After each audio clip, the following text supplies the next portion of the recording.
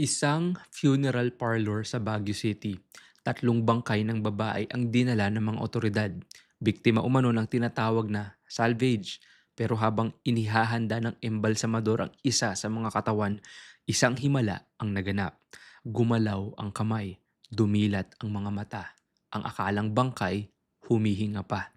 Sino ang batang ito na tumalo sa kamatayan? At sino ang mga nasa likod ng masakir na dapat sana ay nagpoprotekta sa kanya?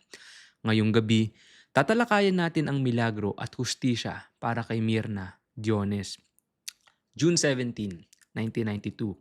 Si Mirna Jones, 14 anyos, kasama ang kanyang kapatid na si Zenaida, pinsang si Laurita at hipag na si Vivian, na nooy 5 buwang buntis, ay naglakbay mula sa Pangasinan patungong La Union para kumuha ng pambili ng school uniform. Sa palengke ng San Fernando, isang lalaki ang lihim na nagmamasid. Siya si PO3 Edwin Tubiera.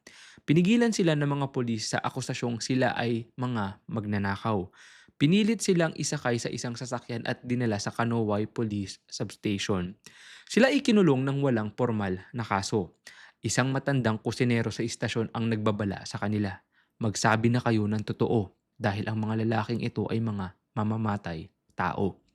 Madaling araw ng June 19, sinabihan sila na dadalhin sila sa mayor, pero sa halip na opisina, dinala sila sa isang madilim na bangin sa Sablan, Benguet. Doon nagsimula ang impyerno. Gamit ang mga lubid, tinalian sila sa leeg. Ang buntis na si Vivian at si Zenaida ay pinagbubugbog.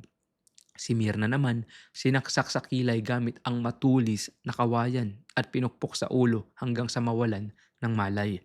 Inakalang patay na ang lahat, kaya isa-isa silang inihulog sa bangin na may lalim na 20 hanggang 50 talampakan. Umaga ng matagpuan ng mga residente ang mga katawan. Sa tatlong dinala sa funeral parlor, si Mirna lang ang nabuhay. Sa kabila ng panghihina, hindi naging hadlang ang takot para ituro niya ang tunay na mga demonyo.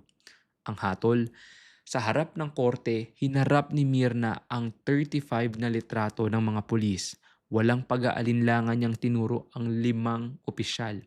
SPO1 Jose Flores, PO1 Amado Merca, PO3 Manuel Corpus, PO3 Romeo Artienda Jr. at PO3 Edwin Tubiera. Guilty ng double murder, murder with an intentional abortion at frustrated murder. Sila ay hinatulan ng reklusyon perpetua. Makalipas ang 25 taon noong 2017, 4 sa mga convicted na pulis ang nakalaya sa ilalim ng Good Conduct Time Allowance.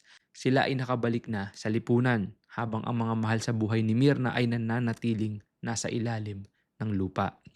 Nabuhay si Mirna para maging boses ng katotohanan. Pero sapat na ba ang ilang dekada sa kulungan para sa buhay ng 3 babae at isang sanggol na hindi man lang nasilayan ang mundo?